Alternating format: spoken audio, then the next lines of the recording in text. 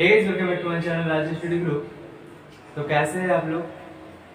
आज इस वीडियो में हम पढ़ने वाले हैं जलोढ़ मिट्टी के बारे में। जलोढ़ मिट्टी क्या होती है उसके बारे में हम पढ़ेंगे। ठीक है दोस्तों, तो चलिए हम स्टार्ट करते हैं। जलोढ़ मिट्टी क्या है, तो फर्स्ट ऑफ ऑल जलोढ़ मिट्टी क्या है डिफाइन करेंगे।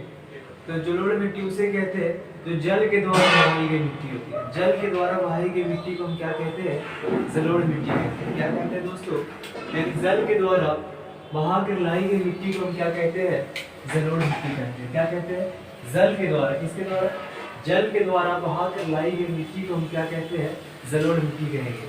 अब जल के द्वारा कैसे लाई जाएगी, तो जो भी जल का स्रोत है, हमारा जल का स्रोत है, जैसे हमारा रिवर्स हो गए, स्रोत हो गए, लैक्स हो गए, हमारे समुंदर हो गए, और जितने भी स्रोत है, जितने भी सोर्सेस है, तो उसके द्वारा जो बहा कर लाई गई मिट्टी होती है उसी को हम क्या कहते हैं, उसे हम जलोढ़ मिट्टी कहते हैं। क्या कहते हैं दोस्तों, जलोढ़ मिट्टी कहते हैं।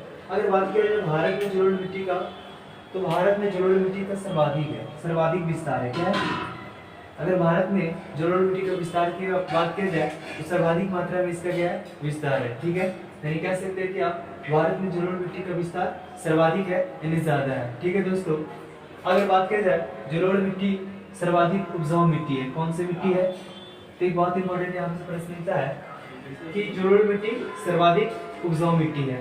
अब एक प्रश्न यहाँ से और उठेगी कि भाई साहब अगर उपजाऊ मिट्टी होगी तो कहीं ना कहीं तो फसल भी ज्यादा होगी, फसल भी ज्यादा होगी, फसल की मात्रा ज्यादा होगी। ठीक है, आगे देखते हैं क्या, तो जलोढ़ मिट्टी में जल की धारण करने की क्षमता जो होती है, जल की धारण करने की क्षमता, जल को धारण करने की क्षमता ज्यादा होगी।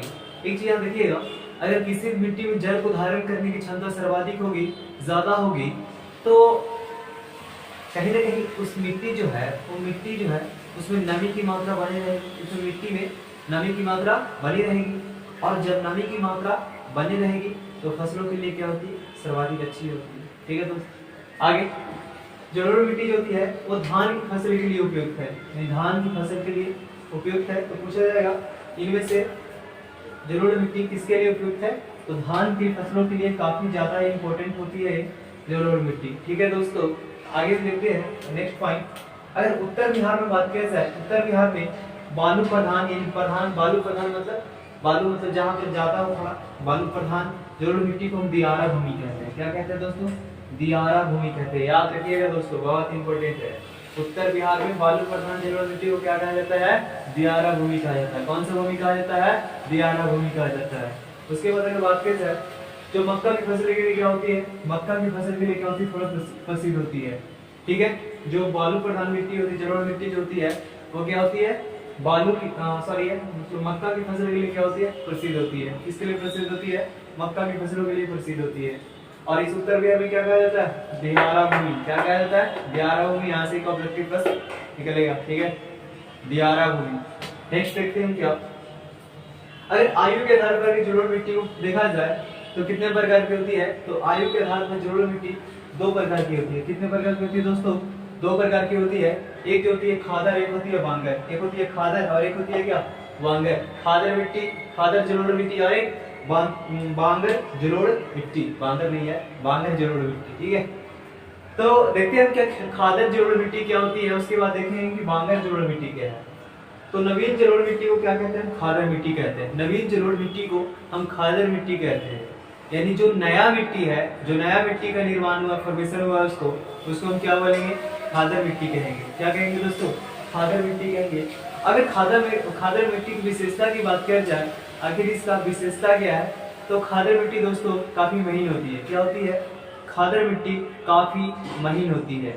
ठीक है, और जब महीन होती है और इसमें बालू पत्थर कंकड़ जो भी हो यार, इसकी मात्रा कम होती है, यानी ना के बराबर थोड़ी बहुत होती है होगी। ठीक है, ना के बराबर होती है, जिसके कारण ये मिट्टी काफी अच्छी होती है फसलों के लिए। मिट्टी फसलों के लिए क्या होती है, अच्छी होती है। और भाई साहब जब मिट्टी में बालू कंकड़ पत्थर ऐसा नहीं रहेगा, वो महीन रहेंगे, तो कहेंगे फसलों के लिए भी सर्वाधिक अच्छी होगी, सर्वाधिक उपजाऊ होगी।